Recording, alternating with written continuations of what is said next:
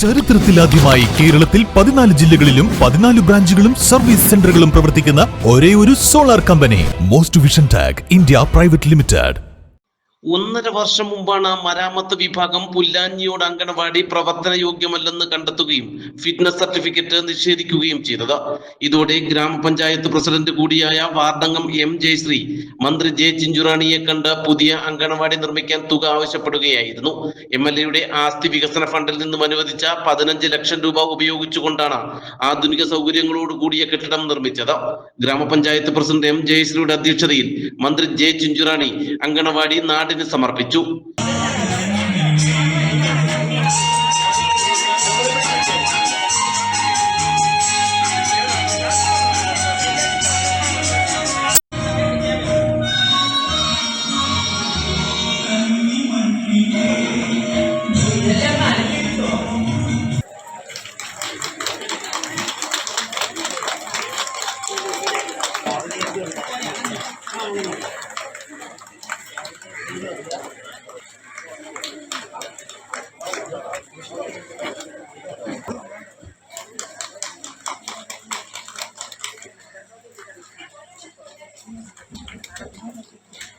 ഒരു കെട്ടിടം ഇല്ല എന്ന് കണ്ടപ്പോൾ പഞ്ചായത്ത് സ്ഥലം തന്നപ്പോൾ അതിനുവേണ്ടി 50 ലക്ഷം രൂപ നമ്മളിപ്പോൾ അനുവദിച്ചു കൊടുത്തിട്ടുണ്ട്.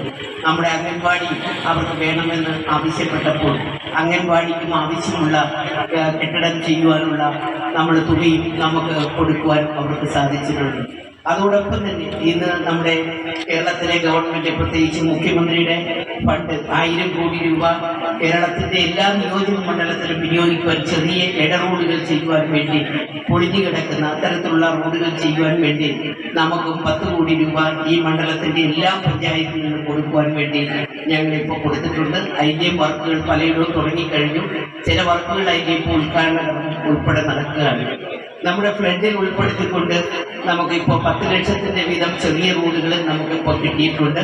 ഇതെല്ലാം ചെയ്യുന്നത് എല്ലാ പഞ്ചായത്തുകൾക്കും ഒരു മുൻഗണന കൊടുക്കുകയാണ്.